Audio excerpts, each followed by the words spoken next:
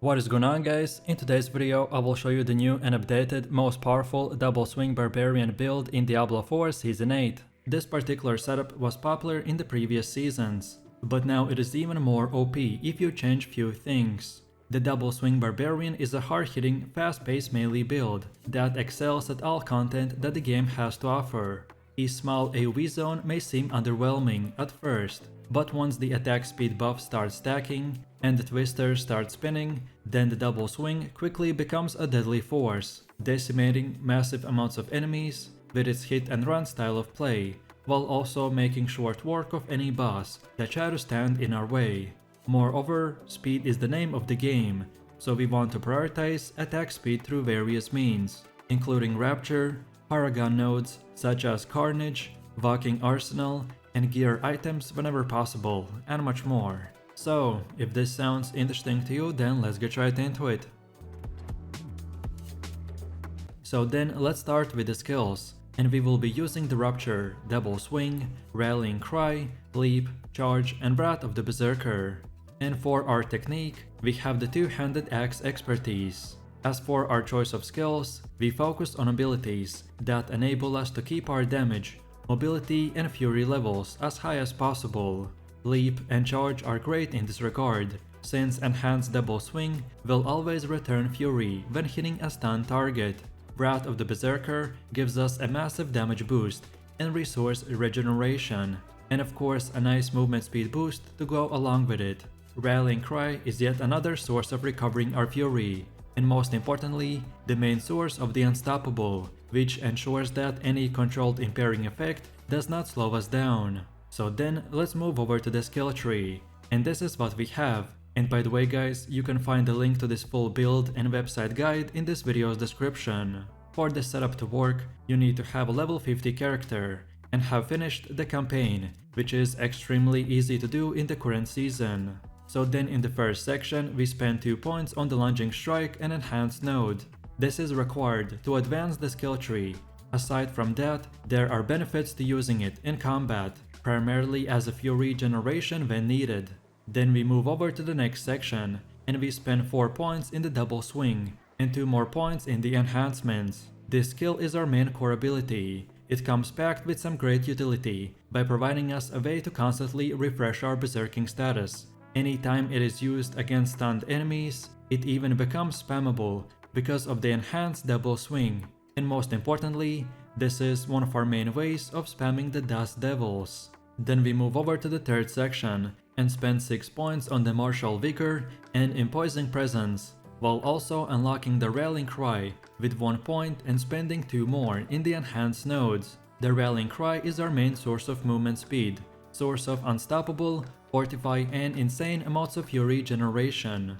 We have this buff active essentially always, thanks to the Yen's Blessing Boots. Then the next part is where the most of our bulk points will be spent, which are to unlock the Leap and Charge skills, while also enhancing them. Charge does quite a few things for us. It is a travel tool, a means of inflicting stun, and a source of Unstoppable and Berserking.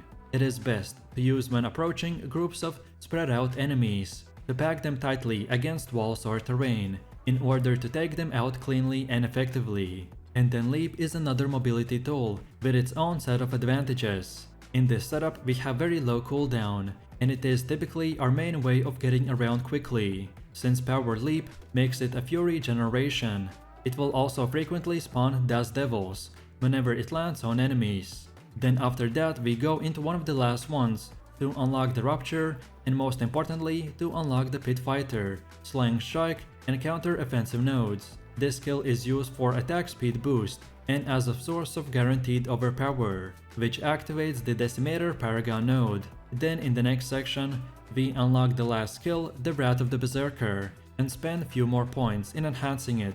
This is a great skill to fall back on when more damage is needed, such as against bosses.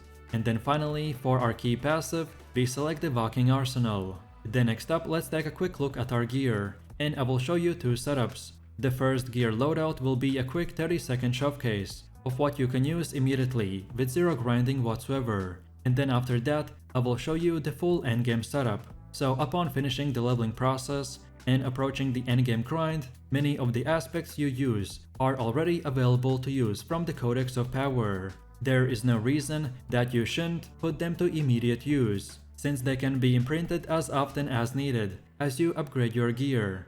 So start off by using the Numbing Wrath, Disobedience, and Shared Misery for your helmet, chest, and pants. Then use Berserker's Ripping, Inner Calm, and Brawlers for gloves and your one-handed weapons. Then for two-handers, use Fierce Winds and Windlasher. Then for boots, amulet, and rings, feel free to equip Anemia, Devilish, Voracious Rage, and Invocalized Empowerment.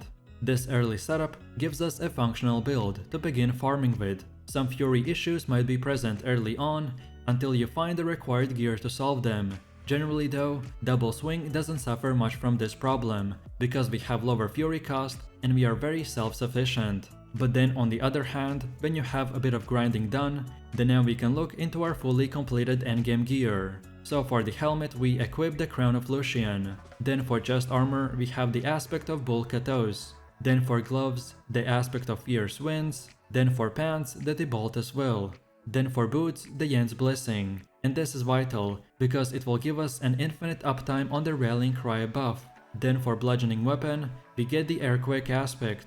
For dual wielding, the Ramaladness Magnum Opus. And for second dual wield, the Third Blade. And these are the last two must-have items as well, as they will enable our build to utilize the Fury to the max potential and give us crazy damage.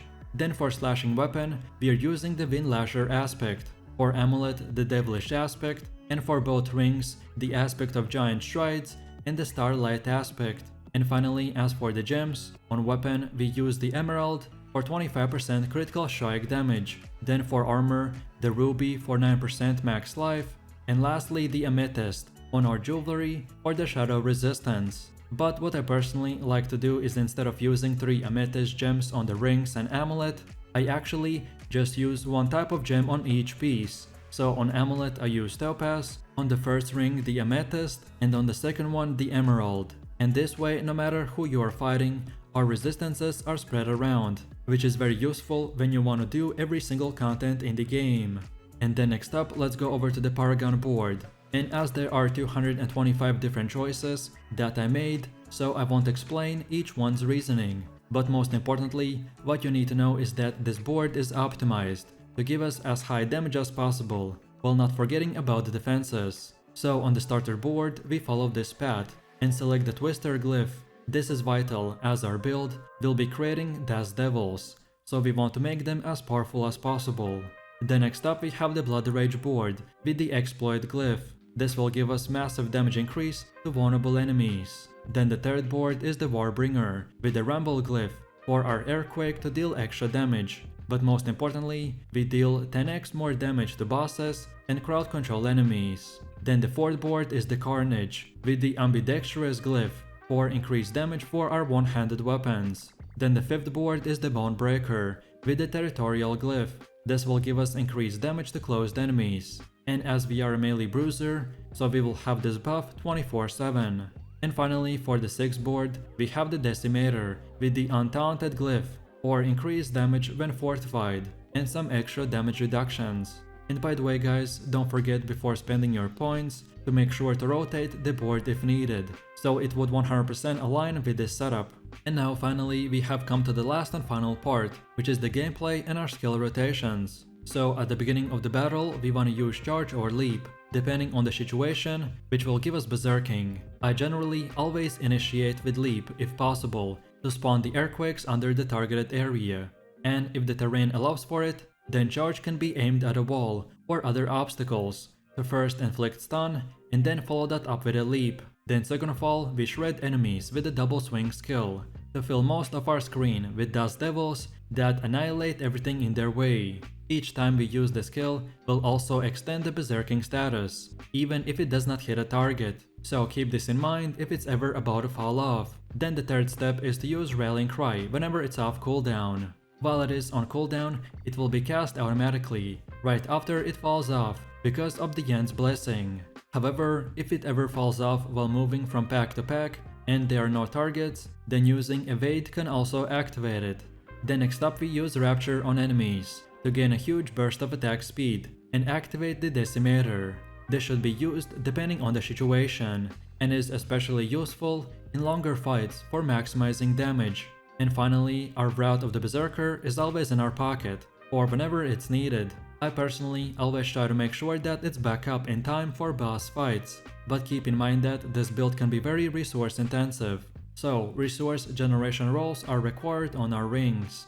And then quickly, let's take a look if you ever run into the quote-unquote Fury problem. What I usually do is if Fury ever is an issue, I just activate the leap and use it in a group of enemies to quickly refill it. Also, Rallying Cry should be up as often as possible. Fury cost reduction can be rolled on two-handed weapons and amulets if needed. But for most endgame players that play the game for a few hours, this should not be required. And lastly, you should always try to fight enemies in bunch of clumps to get the highest value out of your Fury on kill. And that's about it. So with that said, I really do appreciate everyone for watching guys, and I hope you enjoyed it. If you have any questions or suggestions, then feel free to leave your comments in the comment section down below. And while you're doing that, please click like, subscribe and enable that notification bell, so this way you could support the channel and not miss any more amazing content. With that said, you have an amazing day and I will see you in the next one, so take it easy, peace.